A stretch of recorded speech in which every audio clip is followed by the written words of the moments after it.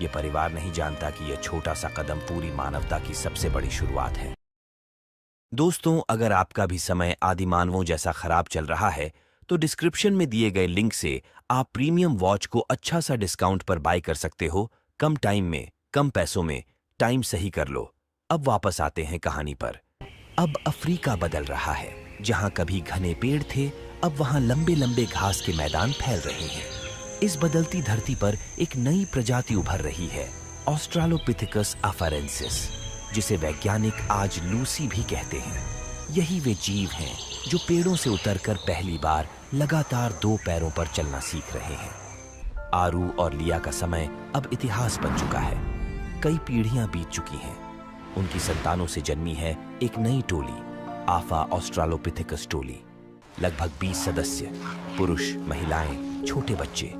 इन सब का जीवन अब पेड़ों और धरती दोनों के बीच बंट चुका है। इन्हें जमीन पर चलने की आदत पड़ने लगी है। पेड़ों पर अब फल कम है, शाखाएं सूखी हैं, पानी दूर मिलता है। आफा टोली के पास एक ही विकल्प बचता है, ज्यादा समय धरती पर बिताओ। इसी बदलाव का प्रमाण आज वैज्ञानिकों को इथियोपिया की डिकिका साइट पर मिलता है, जहां एफरेंसिस के पैरों के निशान बताते हैं कि वे सच में सीधा चल सकते थे। धरती पर उतरकर एफा टोली एक नई दुनिया देखती है।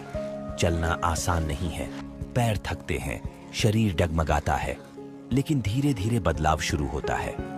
जब वे दो पैरों पर खड़े होते हैं, उनके हाथ मुक्त हो जाते हैं। अब बच्चे मां की उंगली पकड़कर चलते हैं। पुरुष दूर तक देखने लगते हैं। महिलाएं फल, पत्थर और शाखाएं उठा सकती हैं। यही है बीपेडलिज्म, दो पैरों पर चलने की कला। यह कला अब जन्म ले रही है। सुबह की रोशनी फैलती है। आफा टोली मैदानों में आगे बढ़ती है। एक मां अपनी छोटी बच्ची लीरी का हाथ पकड़े है।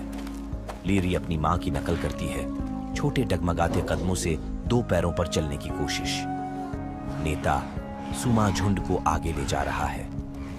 यह प्रजातियां जानता है कि संगठित रहने से ही अपनी अस्तित्व बचाया जा सकता है। कभी कोई गिरता है, कभी घास में छिपा पत्थर पैर को चोट देता है, पर हर गिरावट के बाद वे थोड़ा और सीधा उठते हैं। पेड़ों की दुनिया उनकी यादों में है।